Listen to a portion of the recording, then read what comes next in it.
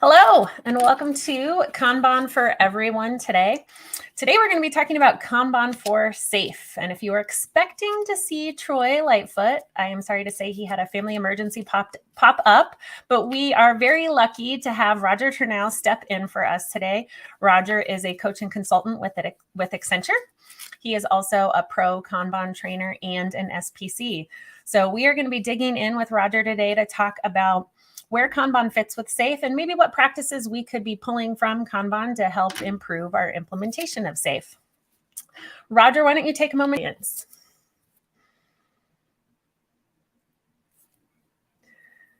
Looks like you're muted in the hold on. Oh, there we go. Okay.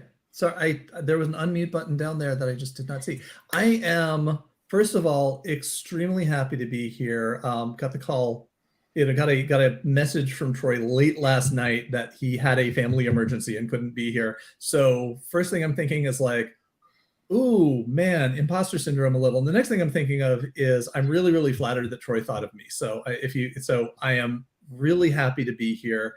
I am working with Troy. We've worked on a few engagements now, and he actually taught me ProKanban, and I got so excited, especially since I'd seen some of these principles worked out previously in prior engagements, working with SAFE in particular.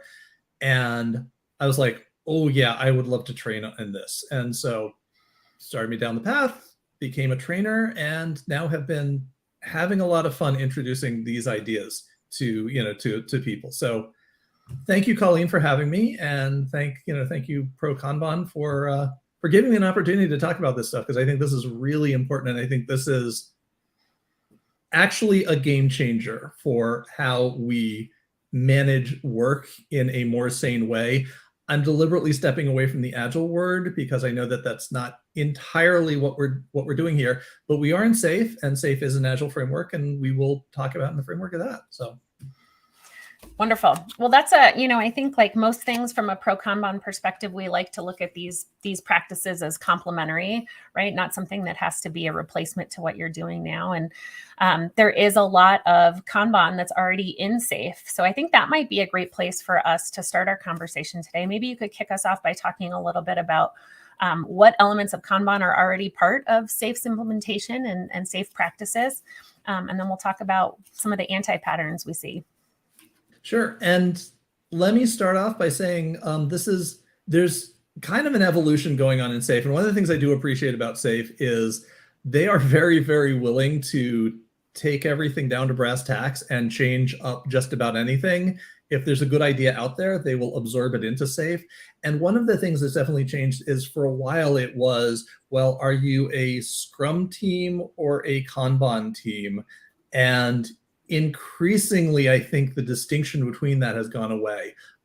They've done a really good job of adopting a lot of Mick Kirston's work. They've kind of brought in a lot of the flow metrics that we talked about in ProKanban an awful lot, and some of those are great. Some of those align exactly with what we're talking about. Some of those are a little bit more dubious. But the one thing I think that we talked about earlier, Colleen, was there's this workflow for how you work epics, and that the workflow for that is something that SAFE is set up, and then it gets set up and then really never talked about how that might actually change to fit the context. And that's one of the dangers of SAFE, is that they can look a little bit more prescriptive than they are.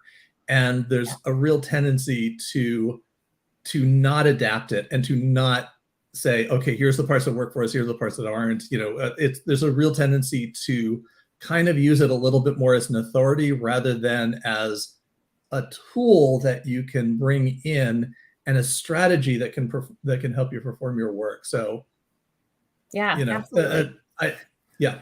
Yeah, and I think so. You mentioned the Kanban that's used to manage the Epic workflow, and you mentioned teams, right? And then there's also a layer kind of in between that of the program or art level Kanban, which manages the feature workflow. So we see Kanban at multiple different levels of SAFE or scaled agile, and I totally agree with you. I think I see a lot of organizations put that workflow from the SAFE website into Jira line, right? And we follow that workflow forever.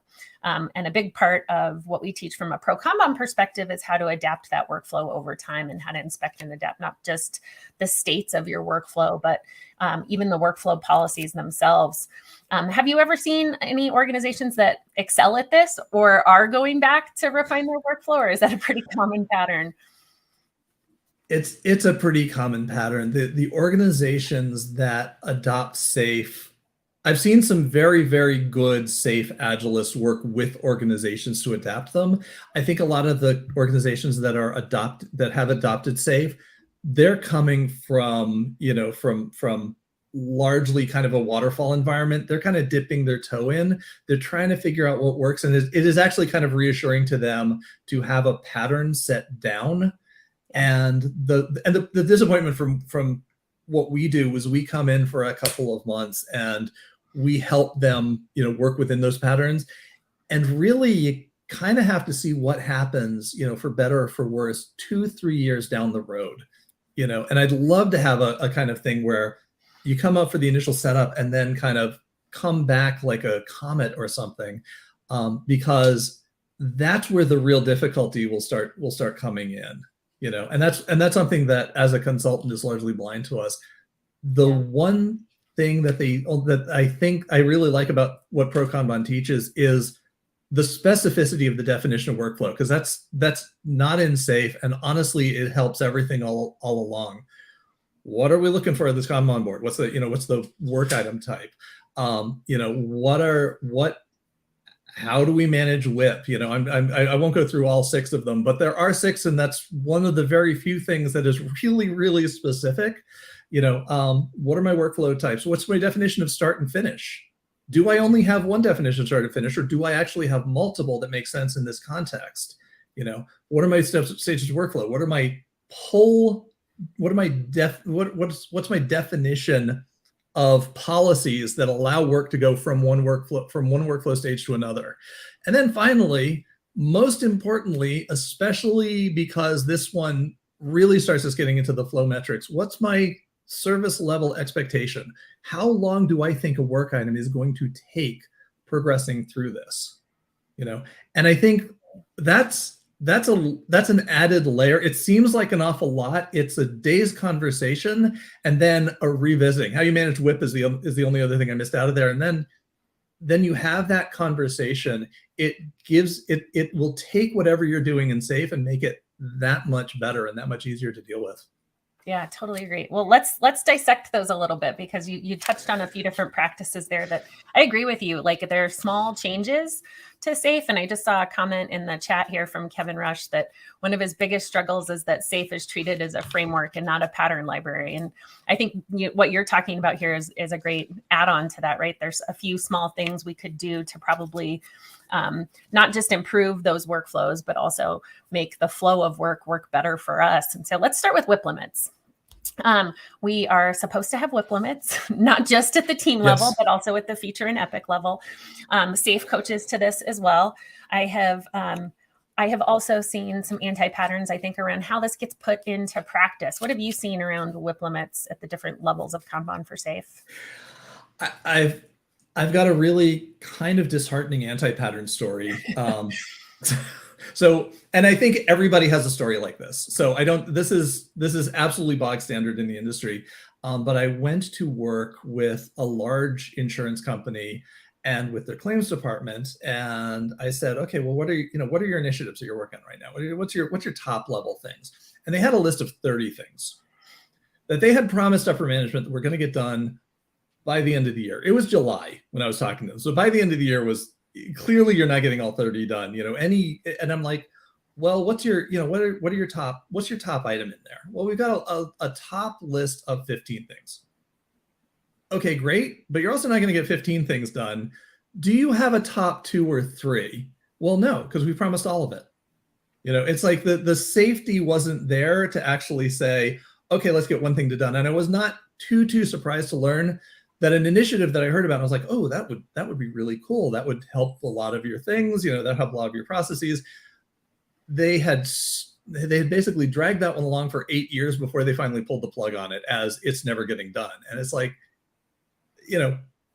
that's why it's never getting done. I don't like to be the person who said I told you so. So I've not seen a lot of people really win on the limiting WIP from the top level.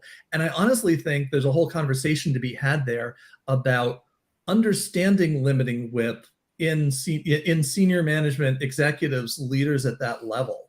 Because I think once they understand, okay, we're not talking about never do this thing down here. We're talking about get a thing to done, do the next thing, do the next thing. Maybe you've got space to do 2 or 3 of them, but really pay attention to your capacity. Failure to do that is kind of the ongoing tragedy of how we deliver software. So I think teams really take to it because they really like it, because they realize that it helps them take the pressure off when they're able to limit WIP. And I think as you kind of go up the hierarchy, it becomes a harder conversation to have any sort of safety around, which is really what you need. Yeah, no, I totally agree with you. And I think, I almost feel like you get more bang for your buck out of WIP limits in place that you're following at the feature level than you maybe even do at the team level, right? Because that helps create focus of the work for the teams. If we're doing, if we're not spread across so many features at the same time. I think another anti-pattern I see directly related to WIP limits is just the cadence of PI planning can sometimes create more push than pull. So I guess what I've seen is for some folks, it's like or some organizations, the PI planning event creates a whole new list, like you said, of the top 15 features to start for that PI, but the other features from the last PI have not been completed and haven't left the station. What kind of things have you seen, or what other elements of Kanban? We talked WIP limits, but what can help kind of break down that pushing new work in anti-pattern? So there was a client I worked for about 2 years ago, and I'm just going to give a huge shout out to my colleague, Matt Phillip, because he introduced me to using actionable agile. We were in a safe framework, but he basically said, hey, look, I know we're talking a lot about, about story pointing here. He actually set up for this client actionable agile. He pulled their backlog into it. And his conversation was, take a look at your scatter plots, take a look at your variability, take a look at the Monte Carlo estimation, because, if you want to get to predictability, you have to get out of this whole idea that you're going to deliver X number of story points and somehow magically that number is going to get bigger as you go on. And you have to kind of ground yourself in what reality is suggesting has already happened. So I've seen these principles, and certainly the flow metrics work really, really effectively in an organization, and there is kind of a natural break at the feature level with doing just PI planning and everybody getting into a room and deciding what your capacity is, and even around that, Troy has a great story that I've heard 3 times now, because I've taken literally 3 classes for him, which he shared it every single time, where they took a look at features that were just stuck. They would get to a certain stage and then they wouldn't move any further until he came along and just put a turkey sticker on the cards. It was old school, cards on a board. For every month that a feature was stuck, it got another turkey. And it really caused some consternation in that organization. It's a story I'll let him tell when he's back. Colleen, if you don't mind, I'm seeing a couple of great questions on the side. Do you mind if I kind of speak to some of them? Yeah, let's jump in. Okay. So Monica said, how do you show dependencies between teams in Kanban identified in PI planning? I think the way you do that is the same way you do it with everything else, which kind of gets us into another whole conversation. But when you identify the dependencies and you've got a Kanban team, great, treat it like any other. It's not necessarily an absolute rock solid commitment, although let's be honest, your sprint cycles are also not absolute rock solid commitments. You don't want to do this kind of the snowdrift pattern where you plan for 12 stories, you accomplish your team accomplishes maybe 7. So next time you plan for 7 plus the 5 you didn't get done, and that just keeps snowballing on and on until your WIP limits are now out of control because you're not actually effectively using any. That said, you've got dependencies between your work items. You represent them. You make sure that you've got the team dependencies mapped out in your program board. And then what you want to do is probably borrow a little bit from team topologies. And I'd even say go beyond what SAFe talks about team topologies. Actually read the book, because they've got a whole set of ideas around utilizing platform teams, utilizing dynamic reteaming to help get rid of those dependencies. Because one of the entry patterns that I've seen is everyone steps back at the end of PI planning, takes a look at a board that has a whole bunch of red string all over it, and it's like, yay, we did the red string thing. And the whole idea is you're supposed to streamline those red strings. Like please try to take the red strings off if you can. Whatever, if that's getting an enablement team into the mix, use that, et cetera. So, you don't win. You don't win the more red strings you have. When I teach SAFe classes, I've got a couple of photographs that I use as a cautionary tale, because it's just a rat's nest. And this was, again, back when we were doing physical program boards. I've seen them get really, really messy. No, you don't win more for red string. Less red on your board, the smoother your delivery is going to be, because every single one of those red strings is a risk. Absolutely. And they are going to be a slower, and risk means you're going to deliver slower one way or another, because you're going to hit, the risk is going to turn into an issue, and then that's going to need to be unblocked somehow. Absolutely. And ProKanban has a great idea about what you do about blockers. All right, Kevin's got the next question for you, Roger. With the layers of SAFe, team, train, stream, LPM, et cetera, where have you seen applying Kanban principles and practices make the largest impact? Oof. I will tell you, I've seen more talked about LPM than I've seen actually done out there in the world. I think, and I'll tell you, the biggest blocker that I've seen to LPM is around the funding model that's in place. It's usually kind of hard to get the financial people to flex and go onto a more quarterly schedule. So I've not seen Kanban be particularly effective there.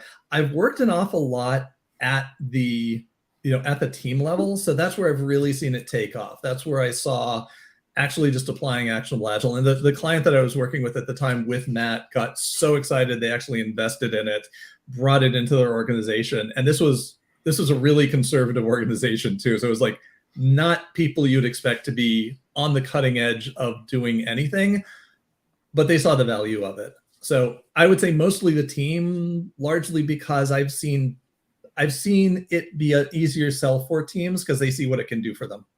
Yeah. Yeah, and I would add to that. I think, you started to touch on this concept of service level expectations. And I think putting service level expectations in place at the feature level is really important. And so when we talk about service level expectations, that just means as a team or as an organization, as a portfolio, what's the longest we want this particular work item type to take? And so your turkey example, right, might be a way to say, hey, these features are approaching our service level expectation. What are we going to do about it? Maybe we need to split the work. Maybe we need to stop the work if it's not valuable anymore. Yeah. So what actions can we take? And I think when you start to think about that at a feature level, there's kind of two ways to think about a service level expectation. We tend to always think of time, which is an important element of managing and trying to deliver our work on time. But I think there's also a size kind of SLE that you can think about at the feature level. And Pratik Singh has done some cool control charts where he's, instead of looking at duration of epics, he's looking at number of stories per epics, which I think is an interesting way to think about your scatter plot, right? So here's our scatter plot. Here's all the features we've delivered over the last year. Here's the different percentiles for the number of stories in each feature. And if you're able to say, 85% of our stories have 20, or 85% of our features have 20 stories or less, then you can also start to create some SLEs around the size of your stories or the size of your features from a story count perspective, which I think can be really useful. So I would add that to yours, Roger, of I think at that feature level, that can be a useful tool of looking at how big is the work.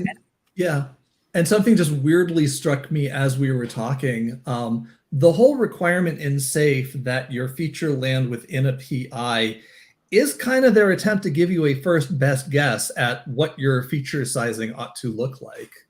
And the other thing that just jogged for me is, of course, Josh Arnold's famous paper about using cost of delay at Maersk Shipping, where and this is not necessarily apropos of this conversation, but where he discovered a couple opportunities to really realize some incredible value for some tiny features that really didn't have an awful lot of, they called them requirements in the paper, but essentially stories attached to it.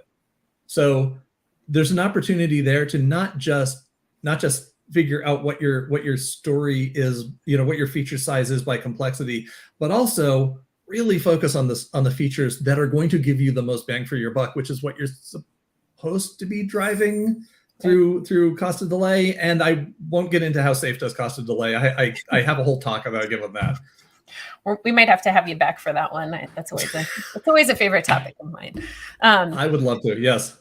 Yeah, no, and I think even what you were just mentioning too, when we start to look at like the lower size end of work items, whether it's the number of stories or duration, right?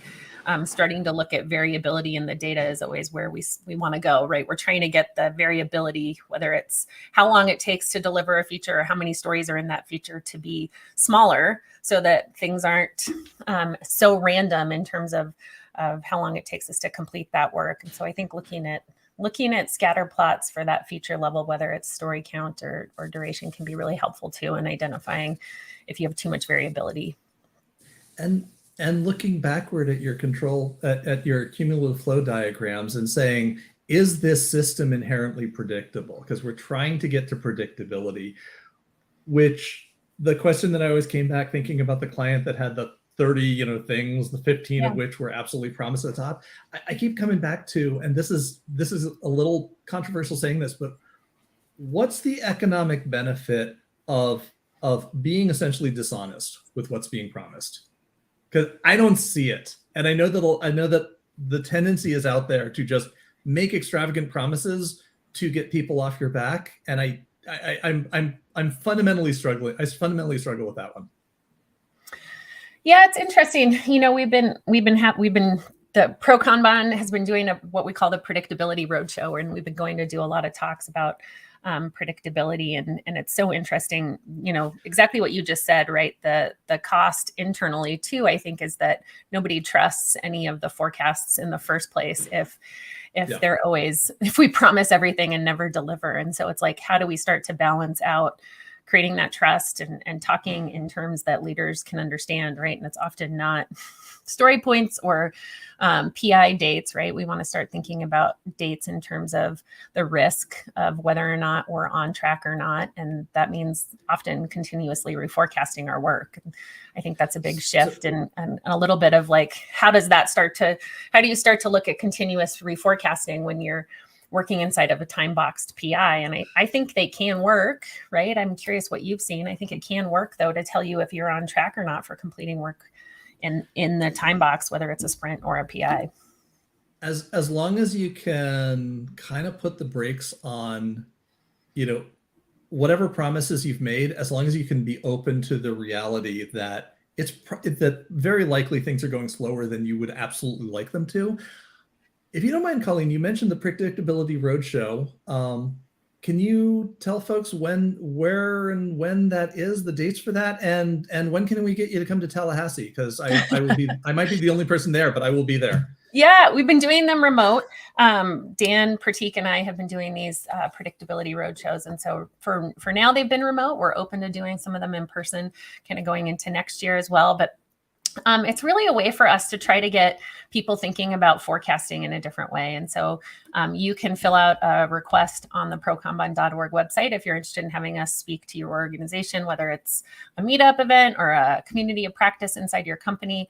But we're really trying to challenge exactly that of how do we think about forecasting as and how do we think of predictability as a verb, right? These are all things that we need to be doing all the time, looking at variability and system stability. And it's not just about trying to set a date and death march to that date. This needs to be something that we're doing all the time in terms of managing the work that's in progress against things like SLEs to make sure that we feel confident in hitting those targets. Yeah, or if you do set a date, if you do have a date you absolutely must meet, that's acceptable. You just need to understand what of your scope needs to drop to accommodate that. And that's a conversation that I've seen organizations have a lot of trouble wrapping their head around. It's like, yeah, we can meet that date, but you're going to have to be really specific about what's the minimum you will accept on that date. And it's got to be really, really minimal because we need, if we're going to give a guarantee of meeting that date, it can't be a forced march scenario. Yeah. Or, it can, but that would be bad. And I think the one word you said before with regard to, the extravagant promises and getting to predictability, it's all about trust. Finally, trust of your leadership that they can trust the teams are doing what they're supposed to do, and trust of the teams that the leadership is not going to, extract them like they're a coal mine in West Virginia or something like that. It's like, that you're not going to be just used up and then tossed aside. You're actually going to be respected for the professional knowledge worker that you are. Absolutely. Yeah. Well, we've talked about some Kanban at the team level. We've talked about some Kanban at the feature level. Let's talk Kanban at the epic level. And so I think Kevin had made some comments too about, we tend to see the workflow at the epic level be sometimes more prescriptive than we might like. Work at this level is probably moving at a slower pace than other parts of our Kanban systems from a safe perspective. What are some of the anti-patterns you've seen when we think about applying Kanban at that epic level? Whip, and more whip. Whatever your organization, if it's any reasonable size, let's say it's housing and art, maybe it's got a solution train, but to solution train like maybe 2 arts or something like that. You can accommodate 1, 2, maybe max 3 epics as safe defines epics. You really ought to limit, with an eye toward getting things done faster, the number of epics that you have in play at any one time. Otherwise, you're stealing focus and you're paying a cost for that. And they do go over that in safe training. You're paying the cost of the context switching. And that context switching is going to just impose its own overhead. And there's that, there's that Jerry Weinberg chart that says once you get up to about 5 projects in flight at the same time, you're basically wasting it all to context switch. You need to be able to focus on the one thing that you're delivering. Yeah. And the other thing is we're back to that Kanban, because they've got that defined Kanban again. Right. If you don't mind, I want to turn that around. What have you seen in organizations, and have you seen any organizations doing smart, productive changes to that? Not enough, that's for sure. Okay. I think that, I think the same patterns, and I think one of the other, I guess, anti-patterns that I see a lot of organizations struggle with in terms of how to track what they're working on is this idea of like everything has to roll up. So, I think SAFE provides a lot of value in creating alignment between here's the North Star, here's the big thing, the big rocks we're trying to move, and making sure that the work that we're doing lines back up to that. But the reality of work is that not all of the work is going to track to an epic, right? And I think I see a lot of companies get stuck in this safe record keeping kind of pattern of like, well, all these features now need to be an epic and all these stories now need to be a feature, but they really don't align to anything. It's more just creating all these buckets to try to organize our work that creates a lot of bloat, a lot of whip, because we've added all these things now where we're trying to ladder up instead of making sure that we're breaking that big rock down into the meaningful features to be able to measure progress against the epic. And so I feel like that's kind of an anti-pattern I see a lot. and I usually try to get teams to move away from that, or programs to move away from that, because there's a lot we can learn from the work that doesn't ladder up, right? I want to know if a team is working on a bunch of features that don't align to an epic, or a bunch of stories that don't align to a feature. And I see a lot of kind of hiding that, or covering up those patterns, where I think there's a lot of important data we can learn when the work doesn't track correctly. And there's also the danger of the big bucket miscellaneous, we just want to throw stuff into this feature. So Kevin had a question, and I kind of wanted to get at it because it's touching up again. So SAFe defines flow predictability as the overall planned versus actual business value. And I want to be really, really nice to SAFe, because I think it is a fantastic tool. And have I coached this? How would I coach to flow predictability differently than this? Again, I want to be nice to SAFe, but I'm just going to say on this particular part of SAFe, it could use some improvement. And I'm just going to say it as that. I've found that the entire conversation around planned versus actual business value falls into a lot of stuff that is not necessarily healthy. So, it's not like Dean Leffingwell is calling me up asking me what my ideas are for helping to fix this, but I would honestly say move away from that conversation. Do have a conversation about, hey, what's the valuable thing that's been delivered? But the whole, like, we wanted it to be a 10, but we kind of felt, that's just more or less a 7. Either have some specificity in that conversation, because I've seen too often that it becomes kind of this sentiment. We didn't feel like we got enough from the teams. Well, what does that mean? Have it be a specific conversation. But really, I would say go back and look at predictability as it's defined in ProKanban, just as a strategy, and just maybe as a fun game for the whole family to play. Go and say, can we predict when the stuff will get there, and have it land there within some acceptable variance statistically? That's really what predictability is. So there's a lot of sentiment behind. I would say there's a lot of kind of sentiment and gut feel that is introduced in an awful lot of those final ceremonies in SAFe, that I would like to see SAFe as a community step away from a little bit. Just in my experience, they have not been that helpful. I think there's some great parts of SAFe. That is not my favorite. Yeah, I would plus one that, or at least, plus a few to that, Roger. I feel like it's almost a little bit of a misnomer too to call it flow predictability. It's almost more like flow value or flow outcomes of what we're trying to track there. And not to say it's not important. I think it's still a great conversation to have of, did we hit the target for the value that we promised? But predictability doesn't quite feel like the right word for it in my mind. And it, I think predictability, is a hard thing to put a measure around, but you summed it up nicely. It's like, are we hitting our targets within an acceptable degree of variance, right? And that's also going to be a different answer and a different outcome depending on the industry and environment that you're in. I think what predictability is about guaranteeing the what we're delivering, right? So we're typically talking about what or how many, or when or how many. So how are we going to know if we're hitting the right targets? And like you said, that can often mean that scope is changing, or we're taking feedback from what we've delivered and folding that back into our process so that we can make sure that going back to the value delivered, that we're hitting the target with the budget or the capacity that we have available to do that. Yeah. And what you just said kind of creeps up into another thing. And this is not just, this is like SAFe and Scrum. It's like, I do believe that there's a value to story points. I believe that the internal conversation that happens within a team about how much effort this one piece of work represents is a really valuable thing to have. And I think outside of that, I have never seen story points drive to predictability once in 5 years of coaching.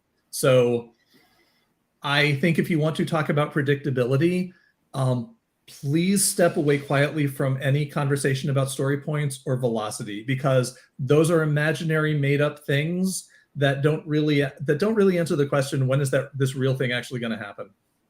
Yeah, that's a great point. All right, so we've talked about a few different things that you could probably use here to improve Kanban and the way it's applied in SAFe. So we talked about service level expectations. We talked about WIP limits. We talked a little bit about pull versus push and leveraging WIP limits to help drive that conversation to make sure that you're not pulling more work in than is leaving your system.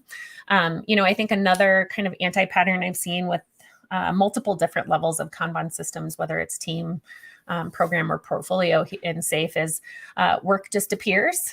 So a lot of the starting points for a lot of the different Kanban workflows in SAFe have some upstream steps, right? Of validation, of discovery efforts, of things we're trying to do to vet the work before the work begins. I think an anti-pattern I've seen pretty frequently is that all the work just suddenly appears in the backlog, right? We don't go through those steps to validate the work, that it's the right work for us to be doing and that we have the right information, right? So PI planning ends up being, okay, let's define the features right before we pull them in. Is that a pattern you've run into at all before? I have, and I would call that, I would term the two things. I would call that the anti-pattern of chasing shiny things, and the other anti-pattern of either the CEO or some senior vice president had a really great idea last night, and now it is everybody else's problem without actually putting it through a stovepipe of discussion. And also back to cost of delay, having that conversation that Reinertsen talks about let's maybe get away from your gut a little bit and put a little economics behind that. Yeah. So there's the whole funnel that gets missed. Yeah, work just kind of shows up because, oh my God, we have this thing we suddenly need to do. Now, sometimes that's appropriate. And then the conversation is, okay, well, here's our systemic WIP right now. What are we taking out of there? Because context is going to happen and you need to be sensitive to it. But what's coming out of the pipeline in order to make room for this new thing? And that often is never the conversation that happens. And as long as you're doing that, you're not in a pull system, you're in a push system. And right. Push systems get slower and lower quality over time. Yeah. Yep. I totally agree.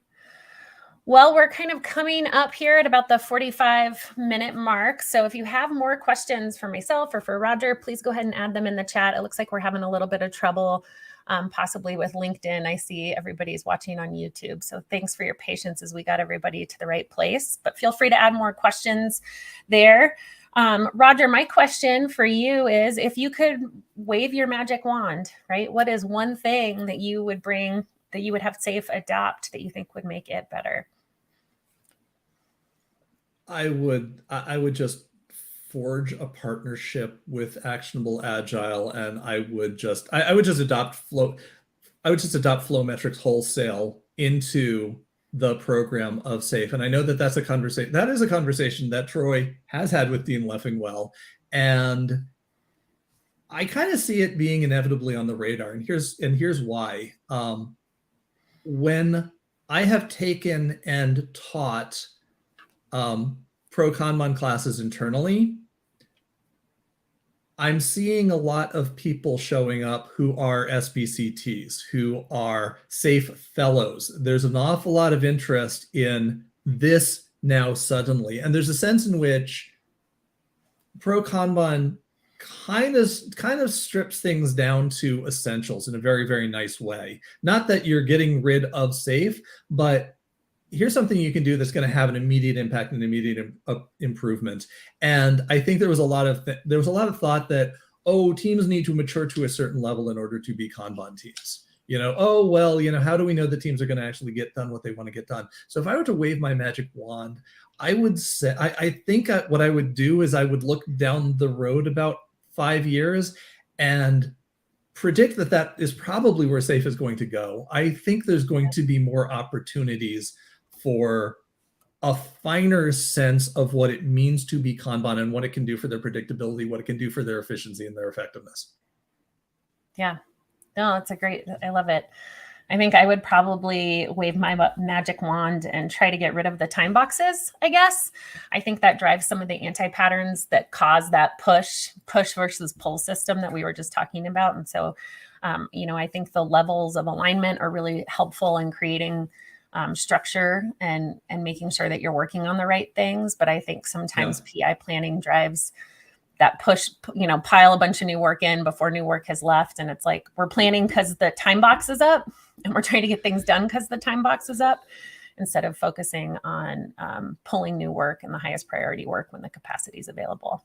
That would be my... So SLEs instead of time boxes. Yeah, absolutely. I mean, it effectively goes by SLE one way or another. Anyway, it's not defined as an SLE. It's not talked about as an SLE. But if you've done safe for a minute, you know that time boxes are going to get blown. Yeah. And you know that the thing that you want to do, the great thing about PI planning is you have visibility, so you can see what you need to push back. And you can talk about you can talk about that as an early conversation, and not what usually happens in waterfall, where it happens when you're 95% into the project, and all of a sudden it's like, oh, this thing, that thing, yeah, we're not doing that now. We've descoped it because desperation. Yeah. Have to talk about the economics earlier rather than later. Yep. Yeah, that's great. Well, we talked about a bunch of different things here. I don't see any. Oh, we got another question. All right. Will says, how do you handle Kanban teams that are on an art? I've seen situations where Kanban teams have to make a time box based commitment to features, which seems incompatible with a WIP-based Kanban flow. Do you want me to take that? Because I'm going to... Yeah. There's one thing that I want to dig under in that question, Will, and thank you very much for the question. That's an awesome question. There's a perception out there in the world. So there's a perception out there that Kanban means lesser or no commitment to actually getting stuff done. And I would say that that's maybe where the gap is happening there. It's not wrong to have a firm time commitment within Kanban. You just need to make sure, and one of the best ways that I've seen to do it, and that I've actually played around with when I'm playing, when I'm teaching the course, is absolutely keep your aging work in process very, very minimized. So, but is neither here nor there. You just make sure that you're starting that thing that needs to be done, and you make sure that your commitment to getting it finished is kind of like what Dan talks about in his Actionable Agile book. It's the commitment of the person who's flown up in the plane with a parachute on. Well, that's not the point of commitment just yet. Jumping out of the plane is the point where you're committed to one way or another reaching the earth, right? That is the level of commitment that you need to see. So there's no problem with putting a deadline around that, although not swim lanes, please. We generally recommend against that. Not the critical time box normal. The what do we call that? Classes of service.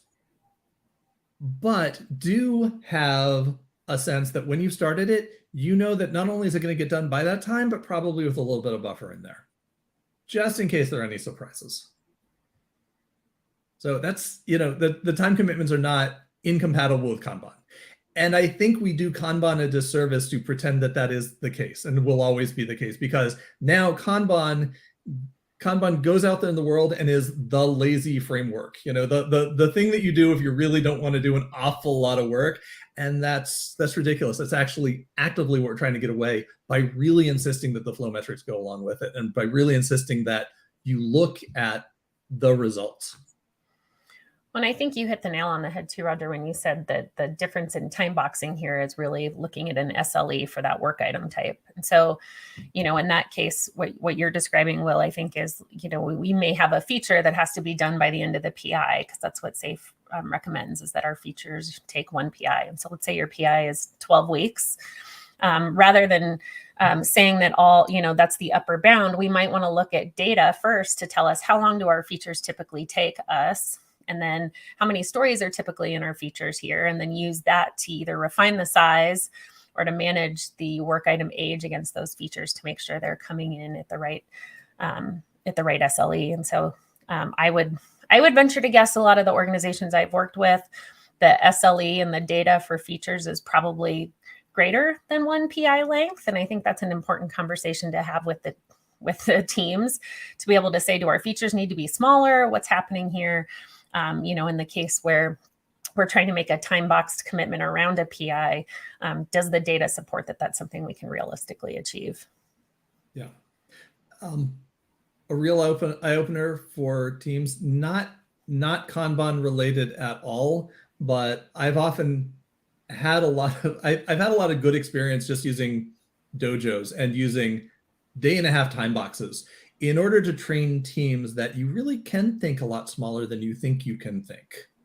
The first week goes by of a 6-week, 1.5 day time box commitment, and teams are like, but we can't possibly make the work smaller. And that one goes away by about week 3 or 4. You learn, oh, no, I just have to think really, really small and really, really specifically. So generally the thought about features is the same. Make them really targeted, don't and tie them together at the epic level, but the feature level, make them smaller than you think they should be, because generally we think in terms of big batches, because big batches are a little easier to plan around. Think smaller and they flow quicker. Point. All right, last call for any questions or comments here.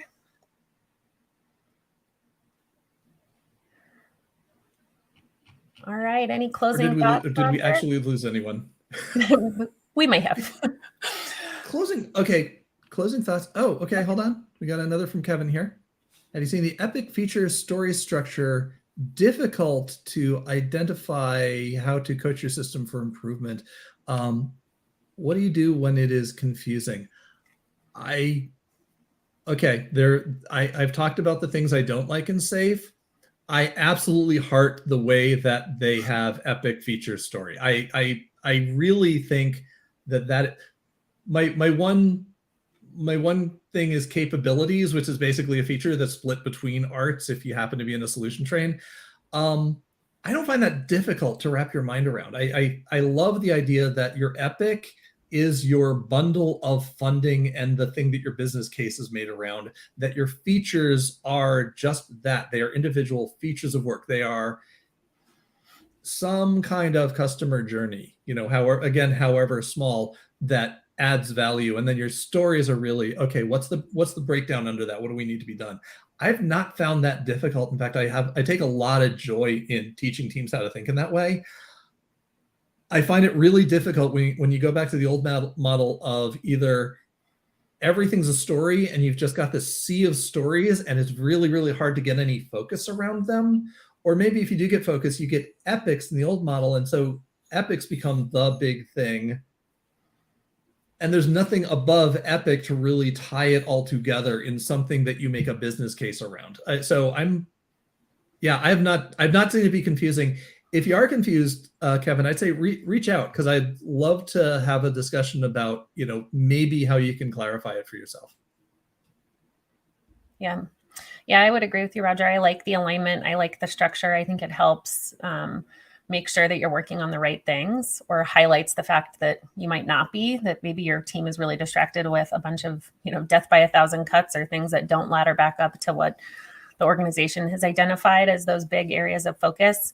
I think maybe one pain point I've seen around this is, and this is true whether you're in SAFe or not, right, is that a lot of times we see features that are carved up in a very linear way, where it's like feature 1, feature 2, feature 3, and you still can't really call anything done until all 5 features are completed. You see that same pattern with stories, right, where we haven't really created vertically sliced work that's independently valuable. And so you end up in this long train of kind of project style delivery where nothing's useful until the very end. And I think that all comes back to how we're breaking our work up. And, that's true. Like I said, that's true whether it's a SAFe environment or not. And so I think focusing on individual, is it independently valuable, becomes a really important piece at that story level, and at that feature level. And then, at the feature level, asking the question of, can we get feedback? I think is something that I usually try to coach to a lot. of what's, is this the smallest piece of work or the smallest piece of value that we can put out there and start to get feedback on whether or not we're on the right track or not. And I think that can help sometimes when trying to split features. We tend to think of the feature as like all of the stuff that has to be there together to be working perfectly, but it's, what's the smallest thing we can put out and try to get some feedback on if we're on the right track or not.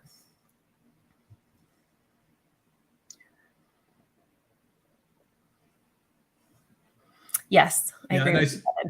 Kevin's comment was, I think epics that are misused or have a lack of definition to how you defined it. So, or there's some confusion around how we defined it. And that goes back to maybe Mike Cohn's definition of it versus how SAFe defines it.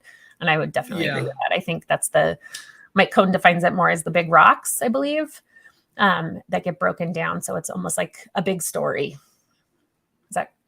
Does that match up? That's true. And that's kind of where I see features as being, and SAFe has a whole formal, like the epic should come with a big business case around it. Really the kind of, is it an epic or is it an initiative? That becomes very, very muddy. But I don't have a huge, I don't have a horse in that particular race. I think this kind of comes back to, well, what should we really be doing here? And there's a really basic mechanism at the heart of what we think of as agility. And that is, we have a conversation about our context and we decide, we ask, okay, what are the things that are working for us? What are the things that aren't working for us? And anything, it doesn't matter if it's in a framework, if it's in something like SAFe, anything that's not working for you, figure out either how to improve it or how to change it in lieu of some other thing that does work for you, And we should feel a little safer around doing that than we have traditionally. We should really flex. And again, back to ProKanban, one of the reasons why I love this approach so much is it really insists, okay, there's some basic blocking and tackling that needs to happen. Other than that, have a conversation about what works in your context. And a lot of people who train in that are like, what do you mean there's no prioritization method? It's like, not that prioritization is never recommended. It's just, there's not one specified here because you might decide to do it a completely different way than what we might recommend. And you might be right. I also like to say that the other thing is, as long as you've got the metrics around it and you're tracking to those metrics and you're looking at your scatter plots and you're looking at your cycle times, you can do the stupid thing. The thing that everybody say, oh, what do you mean? Why do you have a team of 150 people? How can you possibly manage that? Take a look, take a look at your metrics, see what that does for size, see what that does for your delivery. Maybe then you back up and you say, wow, based on this actual metrics that we have, I might need to do something there. We might need to not do that thing we just did. Maybe you find it works great and it goes fantastic and you just want to keep doing that. Go crazy, you're allowed. And, to